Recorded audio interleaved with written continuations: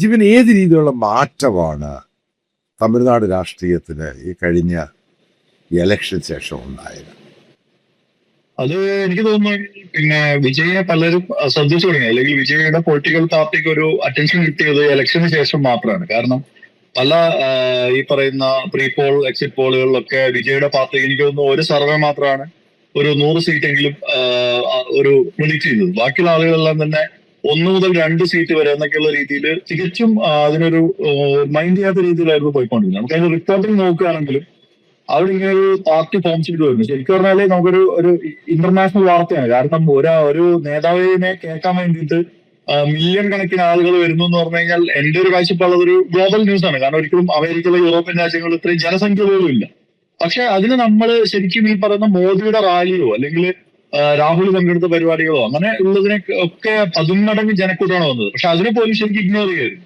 അപ്പൊ ഇതിന്റെ ഒരു വിക്ടറി എന്ന് പറയുന്നത് ഒരു ദീർഘകാല പ്രോസസ്സിന്റെ ഒരു ഭാഗമാണ്, അല്ലാതെ ഒരു പെട്ടെന്നുള്ള ഒരു ദിവസം കൊണ്ട് ഉണ്ടായത് എന്ന് എനിക്ക് തോന്നുന്നില്ല. കാരണം ഈ വിജയുടെ തുടക്കകാലത്ത് പുള്ളി ഒരു റൊമാൻറ്റിക് ഹീറോ ആയിരുന്നു. ഈ നായികയുടെ പിറകെ നടന്ന് പ്രയോഗിക്കുക, പാട്ടുപാടുക എന്നൊക്കെ പറയുന്ന ടിപ്പിക്കൽ 90s ഹീറോയുടെ രൂപത്തിലായിരുന്നു ഉണ്ടായിരുന്നു.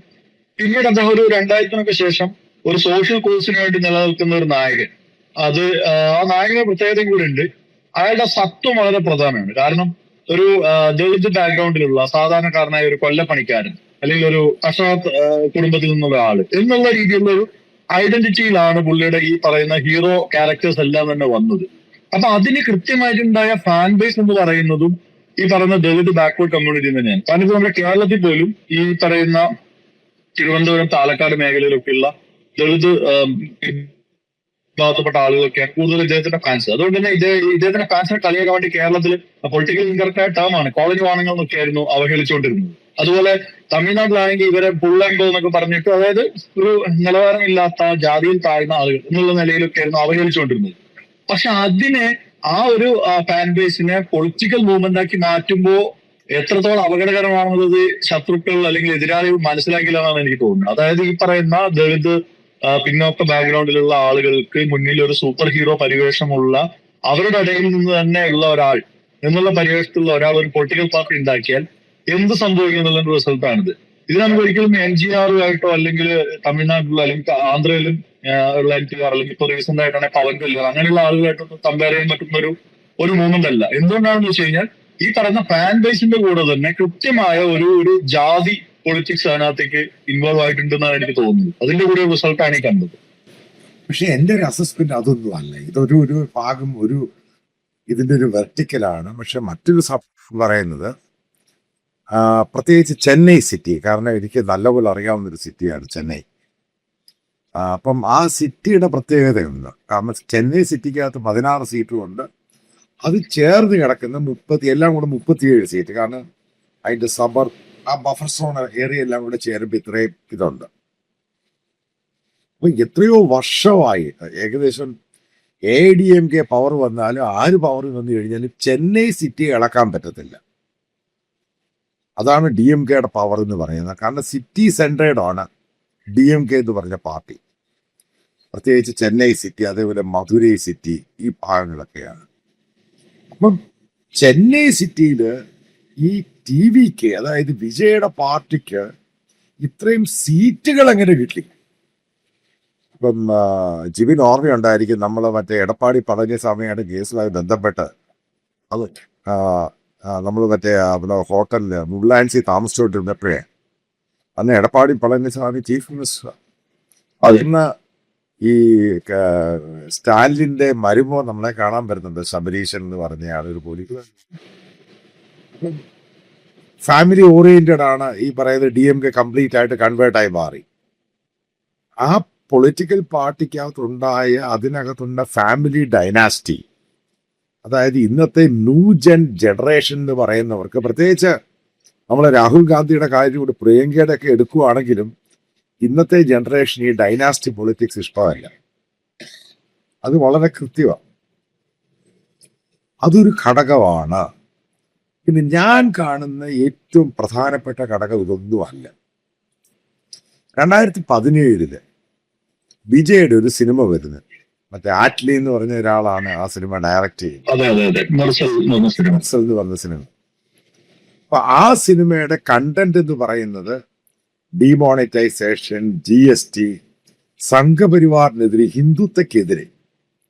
ഇതാണ് ആ സിനിമയുടെ കണ്ടന്റ്. കാരണം മോദിക്കെതിരെയാണ്. കാരണം ആ സമയത്ത് 2017 സമയത്തൊക്കെ മോദി ഭയങ്കരമായിട്ട് ഇന്ത്യ സർജ് ചെയ്യുകയാണ്, ഭയങ്കരമായിട്ട് കയറി പോകുന്ന സമയത്താണ് ഈ സിനിമ മോദിക്കെതിരെ ഈ സിനിമ വരുന്നത്. BJP അതൊരു വളരെ ലൗഡായിട്ട് നേരിട്ട് സംസാരിക്കുന്ന ഒരു സിനിമയാണ്. ഒരു സിനിമാറ്റിക്കായ രീതിയൊന്നും അല്ല. ഒന്നുമല്ല, ഇൻഡയറക്റ്റ് അല്ല, ഡയറക്റ്റ് ആയിട്ട് പറയുകയാണ്.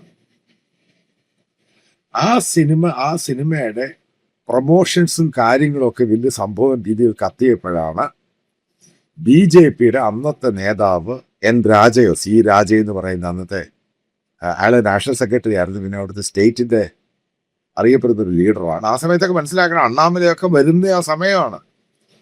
അതായത് ഹിന്ദു സർജിങ്, അതായത് സോഫ്റ്റ് ചെയ്ത ഹാർഡ് കോർ ഹിന്ദുത്വ എന്ന പോളിസിയിലോട്ട് ഇന്ത്യയിലെ BJP മാറുകയാണ്.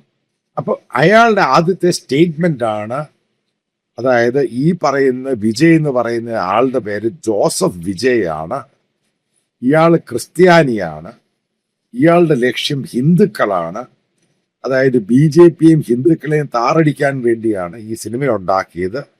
അതായത് ഇയാളുടെ വോട്ടേഴ്സ് ലിസ്റ്റ് ഇയാളുടെ പേര് ജോസഫ് വിജയ് ആണ്, ഇയാൾ ഹിന്ദു അല്ല. ഇത് നാഷണലില് വലിയ രീതിയിൽ ട്വിറ്ററിലും സോഷ്യൽ മീഡിയയിലും വിജയ്ക്കെതിരെ ക്യാമ്പയിൻ നടത്തി. അതിന് വിജയ് കൊടുത്തൊരു ഒരു ഉത്തരവുണ്ട്.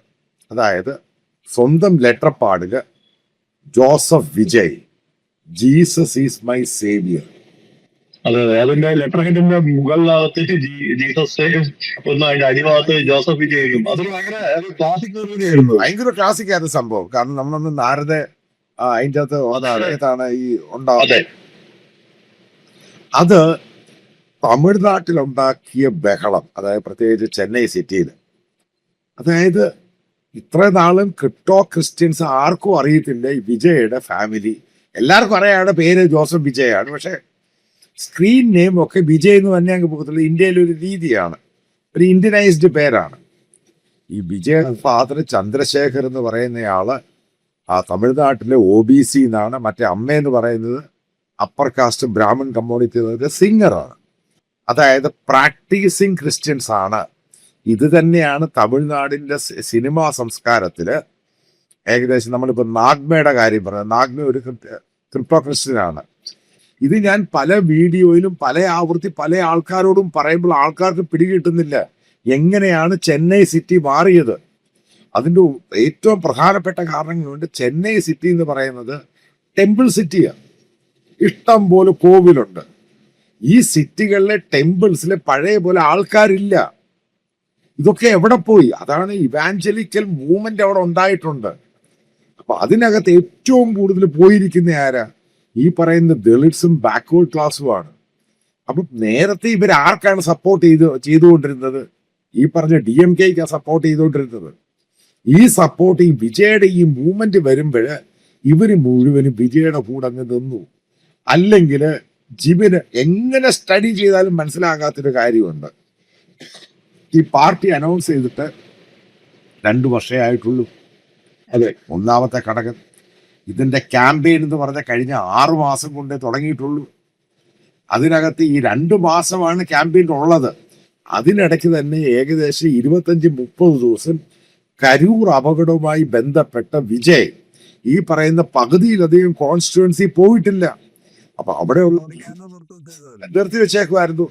അപ്പൊ നമ്മുടെ നക്കീരം DMKയുടെ ആളാ, അതേപോലെ നമ്മുടെ സുഹൃത്താണ് പ്രകാശ്, അതേപോലെ പല ജേർണലിസ്റ്റുകള് മുഴുവനും DMKയുടെ ആൾക്കാരാണ്. പിന്നെ കുറച്ച് AIDMKയുടെ ആൾക്കാരും ഉണ്ട്.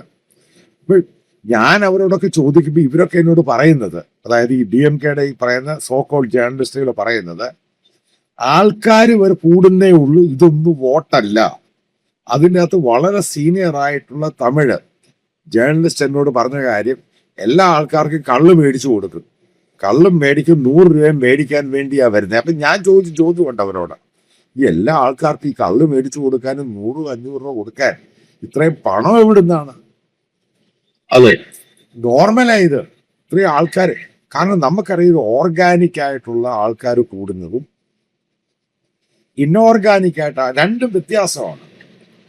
അത് അവിടെ ഒരു പല ഈ പറയുന്ന ഓൺലൈൻ മാഗസിനുകൾ അവരൊക്കെ എഴുതിയത് ഇത് വിജയ് എന്ന് പറയുന്ന സ്റ്റാറിനെ അടുത്ത് കാണുമ്പോ ഒന്ന് പോയി കണ്ടേക്കാമെന്ന് കരുതി വരുന്ന ജനക്കൂട്ടം ആണ് എന്ന് വരെ എഴുതി തള്ളിയ ആൾക്കൂട്ടാണ്. അല്ല, ജിബിൻ പറഞ്ഞ കറക്റ്റ് ആണ്. അപ്പൊ ആ രീതിയിൽ പറഞ്ഞു. അത് കഴിഞ്ഞിട്ട് ഞാൻ തന്നെ പല വീഡിയോയിലും നേരത്തെ പറഞ്ഞിട്ടുണ്ട്, ചെന്നൈ സിറ്റിക്കകത്ത് ഏകദേശം 10-50 ഈ സൺഡേ വർഷിപ്പുകളുണ്ട്.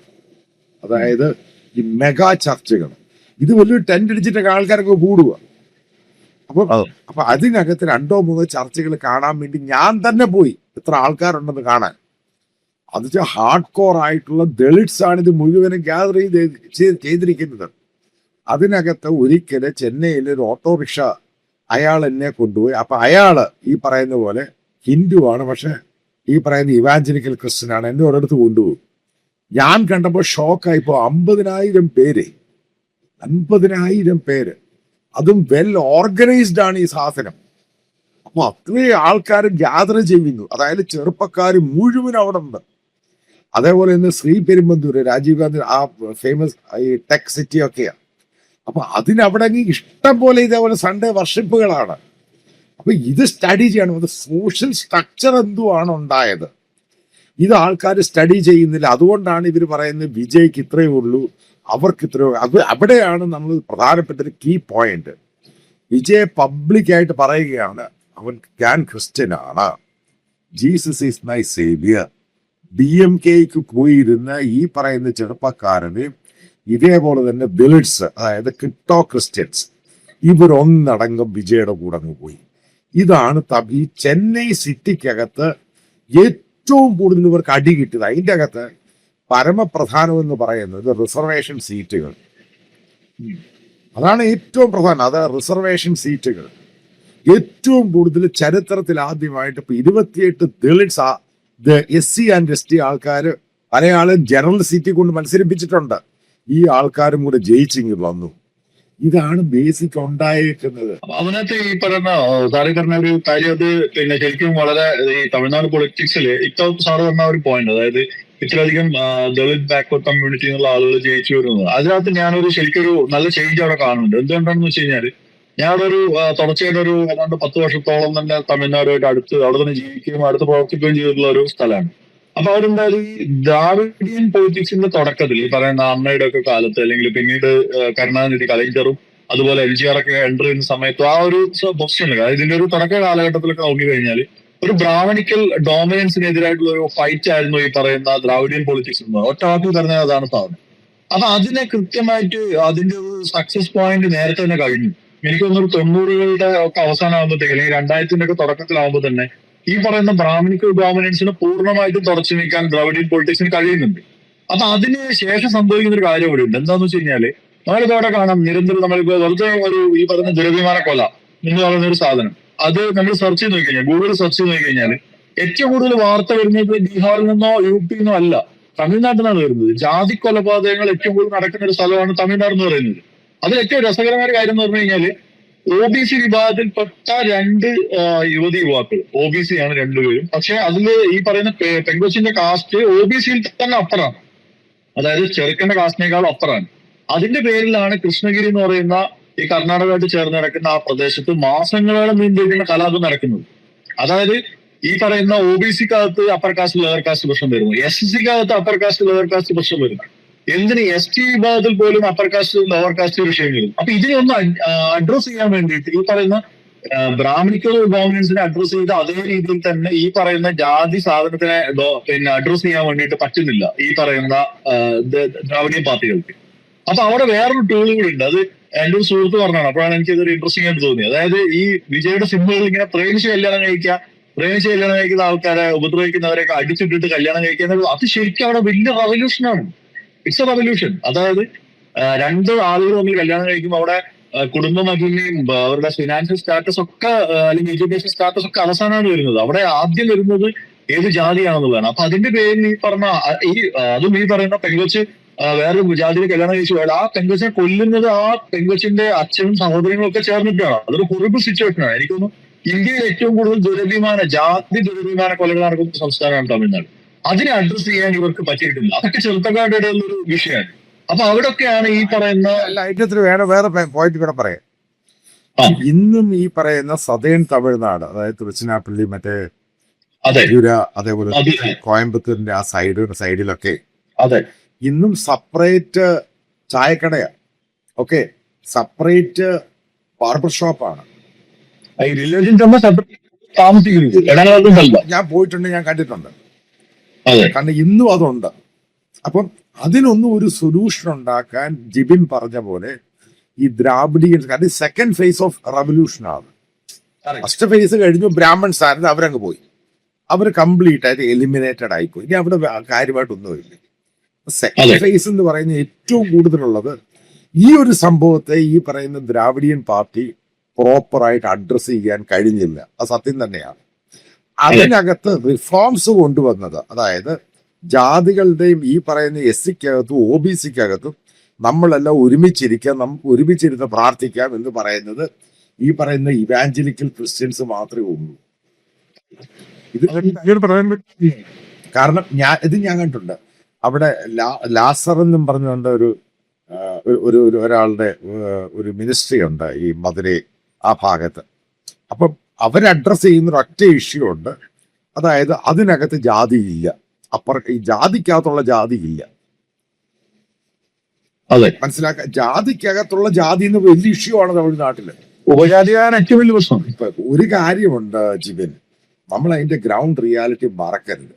എന്തുകൊണ്ടാണ് ജിബിൻ പറഞ്ഞ ചില പോയിന്റുകൾ കീ പോയിന്റുകളാണ്, അതായത് കാപ്പ് പഞ്ചായത്ത്, അതെ, അതേപോലെ തന്നെ ഇത് ഈ പറയുന്ന ദുരഭിമാന കൊല ഈ നോർത്ത് ഇന്ത്യയെക്കാളും കൂടുതലാണ് തമിഴ്നാട്ടില്. അത് ഈ പറയുന്ന പോലെ ദ്രാവിഡിയൻസിനെ പാർട്ടിക്ക് കൺട്രോൾ ചെയ്യാൻ പറ്റിയിട്ടില്ല. അതേപോലെ തന്നെ പെൺകുട്ടികളുടെ ഇഷ്യൂ, അതായത് അവർക്ക് കൊടുക്കേണ്ട ഫ്രീഡം, അതിനകത്ത് ഏറ്റവും കൂടുതൽ താഴ്ന്ന ജാതിയിലുള്ള പെൺകുട്ടി മോഡേൺ ഡ്രസ്സ് ധരിച്ചു കഴിഞ്ഞാൽ അവിടെ കുറച്ചും കൂടെ അപ്പറായിട്ടുള്ള ഒ ബി സിയിലുള്ളവർക്ക് അത് ഇഷ്ടമല്ല. അത് അവരുടെ അതിനകത്ത് അവർ ഇരുത്താറില്ല.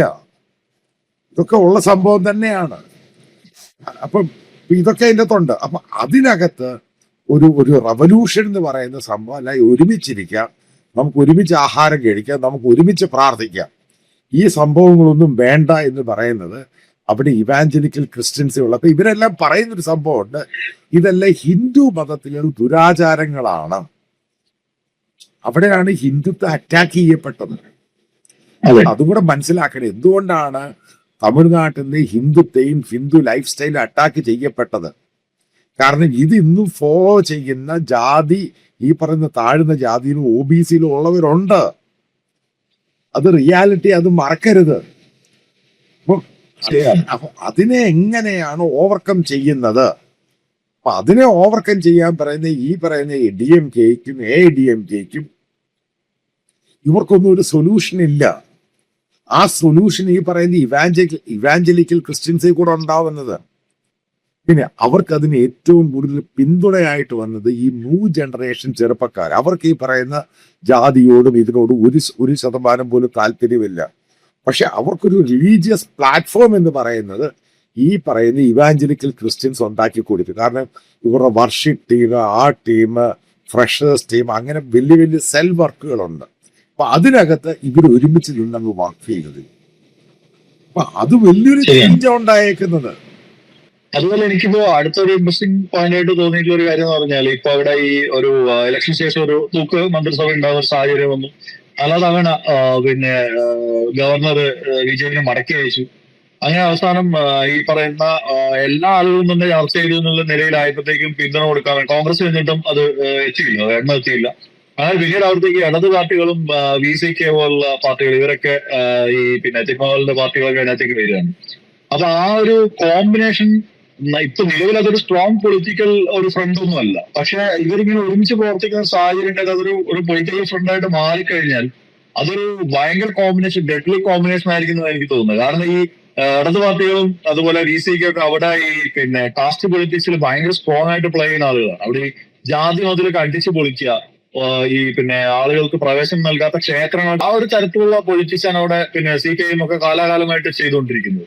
അവിടെ അത്തരത്തിലുള്ള സമരങ്ങൾ നേരിട്ട് കാണുകയൊക്കെ ചെയ്തിട്ടുണ്ട്.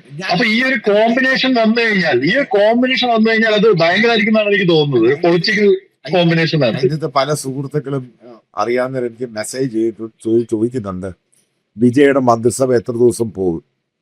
ഞാൻ അറിഞ്ഞിടത്തോളം, അതായത് അവിടെ സീനിയർ ആയിട്ടുള്ള റിട്ടയർഡ് ആയിട്ടുള്ള ഒരു സീനിയർ IPS ഓഫീസർ പറഞ്ഞത്, ഈ ഷൺമുഖം NR ഷൺമുഖം എന്നും പറഞ്ഞിട്ട് AIDMK ഒരു നേതാവുണ്ട്, പഴയ ഫിനാൻസ് മിനിസ്റ്റർ. അയാളുടെ നേതൃത്വത്തിൽ 10-25 പേര് ഇങ്ങോട്ട് ചാടാൻ നിൽക്കുക. എടപ്പാടി പളനിസ്വാമിയുടെ 2-3 പേരേ ഉള്ളൂ.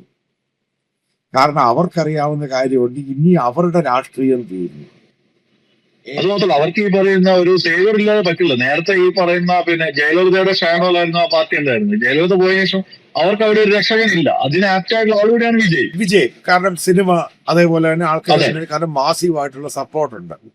അതെ. പിന്നെ അതിനകത്തുള്ള എല്ലാം കൂടി ഇതിനകത്ത് അങ്ങ് ജോയിൻ ചെയ്യും. പിന്നെ രണ്ടാമത്തെ നീ പറഞ്ഞൊരു ഫാക്ടറുണ്ട് അതിൻ്റെ അകത്ത്.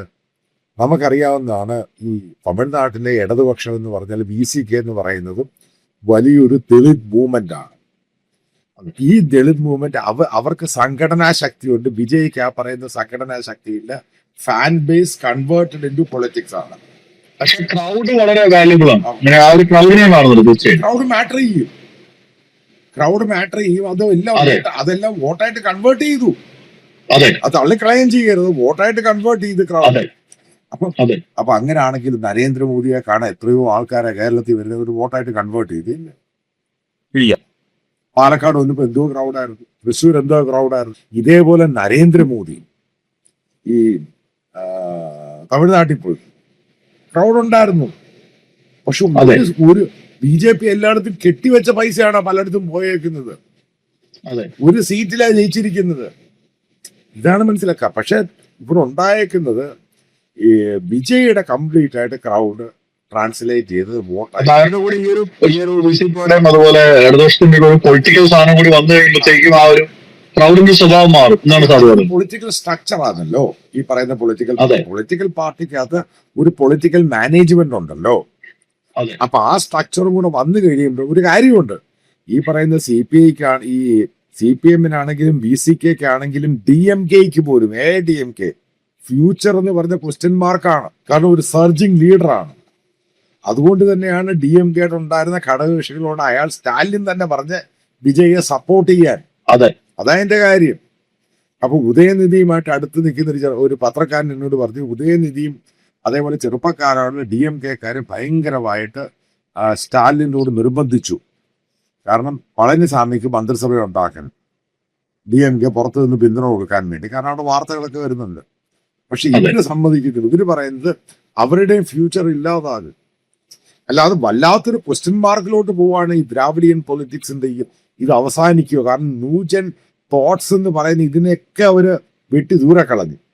ജാതി മത രാഷ്ട്രീയം മുഴുവനും വെട്ടി ദൂരെ കളഞ്ഞു. അതിനകത്തൊരു റെവല്യൂഷൻ ഉണ്ട്, അതായത് റിഫോർമേഷൻ. നമ്മൾ ഈ പറയത്തില്ല, ഒരു ക്രിസ്ത്യൻ റിഫോർമേഷൻ എന്ന് പറഞ്ഞ പോലെ ഇവിടെ ഉണ്ടായേക്കുന്ന ഒരു റിഫോർമേഷൻ ഉണ്ട് തമിഴ്നാട്ടിൽ. ആ റിഫോർമേഷൻ എന്ന് പറയുന്നത് തമിഴ്നാട് രാഷ്ട്രീയത്തിൽ ചെലുത്താൻ പോകുന്ന സ്വാധീനം ഭയങ്കരമായിരിക്കും. അതായത് പ്രധാനപ്പെട്ട ഘടകം എന്ന് പറയുന്നത്.